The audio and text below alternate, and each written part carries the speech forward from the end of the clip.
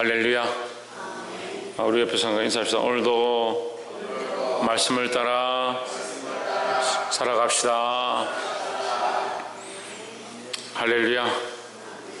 귀한 날을 허락하신 하나님께 감사하고 오늘 이 하루도 주의 말씀으로 시작해서 기도로 살아 승리하기를 주의 이름 축복합니다. 에스겔 14장 말씀, 우리에게 주어진 말씀을 통해서 하나님의 귀한 말씀, 하나님의 귀한 뜻을 보게 되기를 소망합니다. 14장 1절에 보시면 이스라엘 장로 두어 사람이 나와 내 앞에 앉으니 했습니다. 에스겔 앞에 누가 왔느냐? 이스라엘의 장로들이 왔다. 장로는 백성을 대표하는 사람들입니다. 다시 말하면 이 장로는 장로의 모습이 아니라 백성의 모습이다. 그 백성의 모습을 대표한 자들이 왔다. 그들의 모습이 어떻느냐?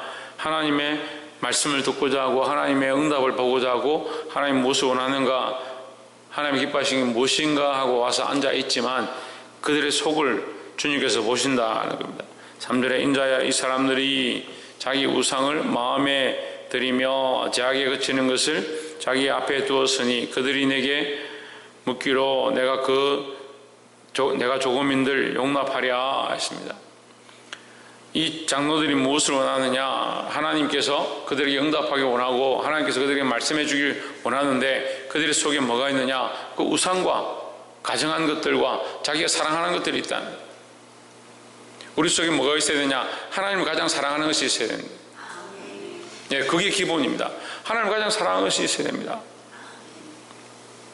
우리가 하나님 앞에 나올 때에, 하나님 앞에 기도할 때에, 하나님 앞에 예배하러 올 때에 가장 먼저 우리 안에 있는 것들, 우리 안에 잘못되어진 것들을 제거해야 되고 특별히 우상 삼은 것. 우상 뭡니까? 하나님보다 더 사랑하는 것입니다. 하나님 이걸 아신다는 겁니다. 우리가 가장 사랑하는 것이 무엇인가? 우리가 가장 의지하는 것이 무엇인가? 우리가 가장 기뻐하는 것이 무엇인가? 하나님 이것을 아십니다. 우리가 백날 하나님 앞에 기도한다 할지라도 하나님 앞에 이것을 시작하지 않으면 먼저 하나님 앞에 기도하기 시작하는 사람들이 회개를 먼저 하는 이유가 그겁니다. 우리가 우리 안에 있는 것을 정결하게 하고 내 안에 우상 삼은 것들을 내려놓지 않으면 우리의 중심을 보시는 하나님께서 먼저 되어지지 않는 이것 때문에 우리에게 응답할 수가 없다는 거예요. 하나님이 능력이 없어서 응답하지 않으시는 것이 아니고 하나님께서 이것을 역사할 수 없어서 하지 않는다는 것이 아니라 결국 우리 죄악이 우리를 막아서 하나님 앞에 나아갈 수 없게 하는 겁니다. 우리 안에 우상 삼은 것, 우리 안에 높여진 것들, 우리가 높이고 있는 것들, 우리가 높이 바라보고 있는 이런 것들을 하나님 앞에서 내려놓기 시작해야 합니다. 사실 우리가 어려서부터 하나님을 알고 어려서부터 주의 말씀을 알고 오랜 동안 예배하고 기도하고 하나님 찬양하고 살았다라고 하지만 가까이 있는 사람들이 오히려 만만할 때가 많습니다. 가까이 있는 아내가 늘 있으니까 당연히 있구나. 가까이 있는 자녀가 늘 있으니까 늘 있구나. 가까이 있는 부모가 있으니까 늘 있구나. 이렇게 생각할 때가 많습니다. 때로는 귀찮기도 하고 때로는 별로 생각을 하지 않을 때가 있습니다. 마찬가지로 하나님도 이런 신앙생활을 오래 하다 보면 그냥 하나님 내 습관을 따라서 늘 하던 대로 기도하던 대로 그냥 하나님 앞에 나오는 겁니다. 항상 자기를 돌아보아야 합니다.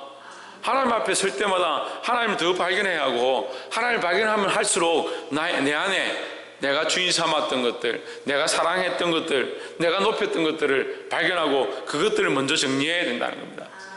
우리가 이것을 정리하기 시작할 때 하나님 우리 안에 역사하신다는 겁니다. 우리 안에 이 연약함들을 정리하고 이 죄악의 모습들을 정리하고 주의 말씀과 하나님의 영광을 볼 수 있기를 주의 이름으로 축원합니다.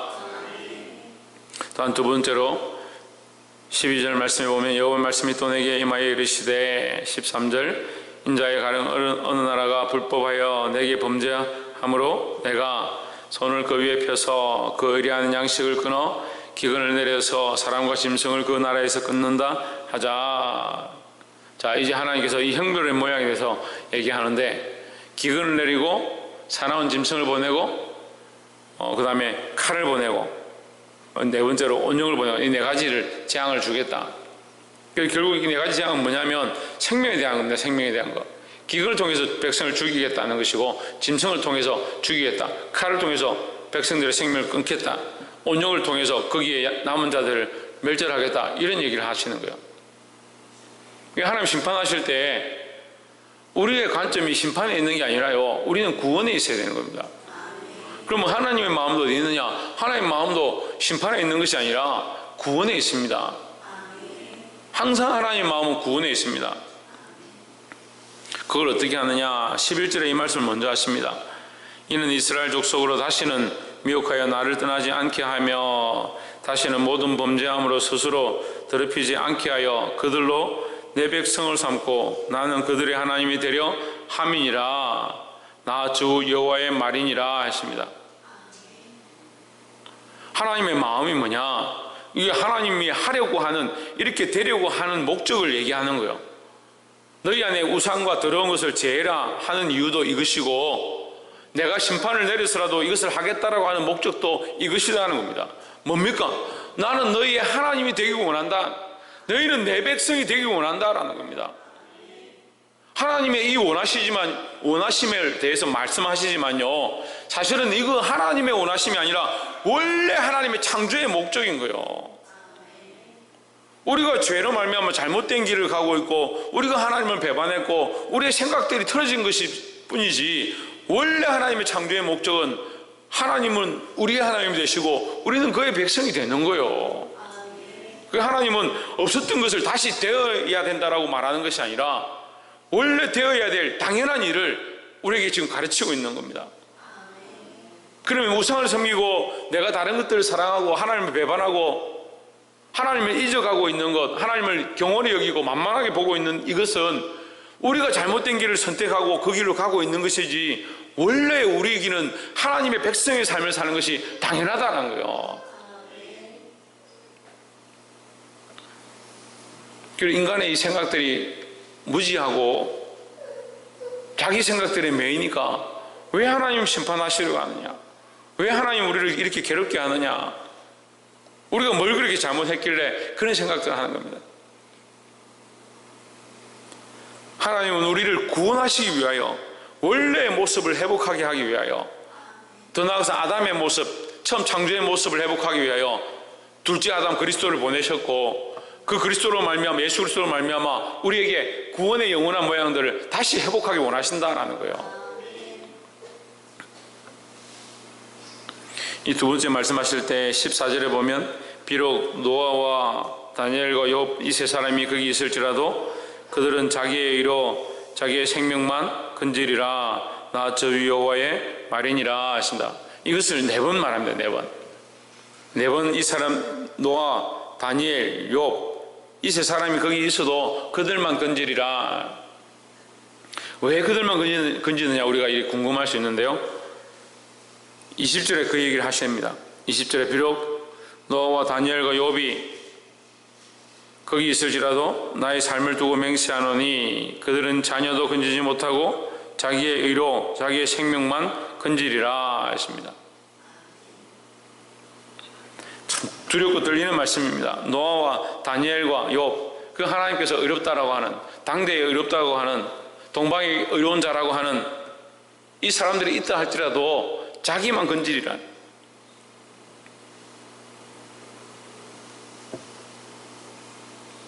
근데 이 노아와 다니엘과 욥이 무엇으로 건짐을 받느냐? 의로 건짐을 받는 겁니다. 의는 우리의 의가 아니죠. 인간의 의는 완전하지 않습니다. 그러니까 우리가 하나님을 얼마나 의뢰하느냐, 그리스도를 믿느냐, 그래서 그 믿음을 의로 여겨 주신다고 했으니까 우리의 믿음이 온전해서 의로 여김을 받는 게 아니라 우리가 믿으려고 하는, 하나님을 믿는 것을 하나님께서 의로 여겨 주신 바, 그래서 우리가 믿을 때 의를 덮어 주신 바 되는 그 은혜를 더하신다는 거죠. 여러분 이거 알아야 됩니다. 이 노아나 다니엘이나 욥의 의가 완전해서 하나님의 의로움을 입었다, 천만의 말씀입니다. 욥기서도 우리가 좀 더 우리가 연구해 보았지만 욥도 결국 죄인이다. 욥도 결국 죄인이지만 그가 하나님 앞에 믿음을 지키는 것을 보고 하나님 그를 의롭다 여겨 주시는 거예요. 자기의 의로 자기를 구원한다. 이것은 성경의 원리입니다. 자기의 의로 자기를 구원하는 거예요. 우리가 믿어서 복음을 전해서 그 사람을 예수를 믿게 할 수 있죠. 하지만 그 사람이 믿으면 자기의 의로 자기가 구원을 받은 거예요. 이거 정확한 원리예요. 옛날에 그런 얘기가 있습니다. 우리 며느리가 참 교회를 열심히 다니는데 우리 며느리 천국 갈 때 내가 그 치맛자락이라도 잡고 천국 가지. 또는 우리 마누라 참 열심히 교회 가서 날마다 새벽기도 가서 기도하는데 우리 마누라 천국 갈 때 내가 그 치맛자락이라도 잡고 천국 가지. 그런 얘기도 있었습니다. 그럴 수 없습니다. 자기의 의로 자기가 구원을 받는 거예요. 자기 믿음으로 구원을 받는 거예요. 각자의 믿음이 있어야 되는 거예요. 각자의 믿음이.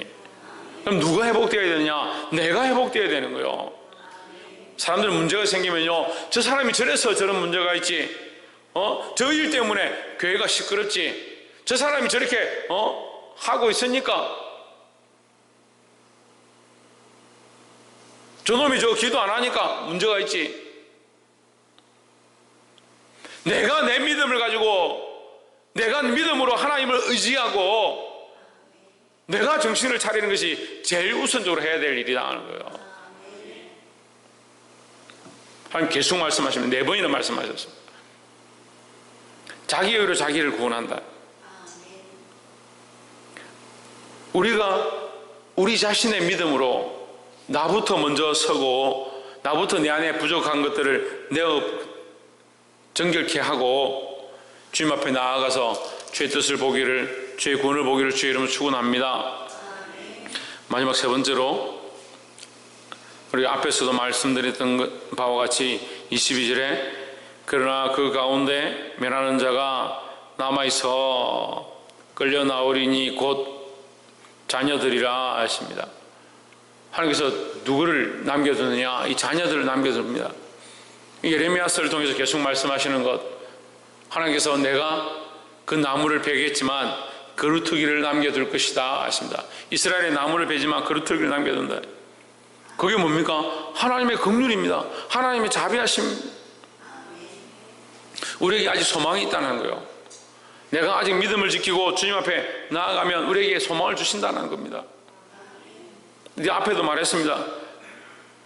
나는 그들의 하나님이 되고 그들은 내 백성이 되기 원한다. 이게 하나님의 마음이에요. 그렇게 하시려고 이 심판의 일을 준비하고 이 몽둥이를 준비하고 이 아수르와 바벨론을 끌고 오시는 거예요. 하나님은 이 백성을 구원하는 데 마음이 있다는 겁니다. 우리를 구원하시는 데 마음이 있다는 거예요. 그런데 먼저 뭘 해야 되느냐? 먼저 저 친구가 정신을 차려야 되는데 천만의 말씀이에요. 이 환경들이 좀 바뀌어야 되는데 내한테 좀 이 재물이 좀 주어져야 되는데 좀 살만해야 되는데 그게 아닙니다.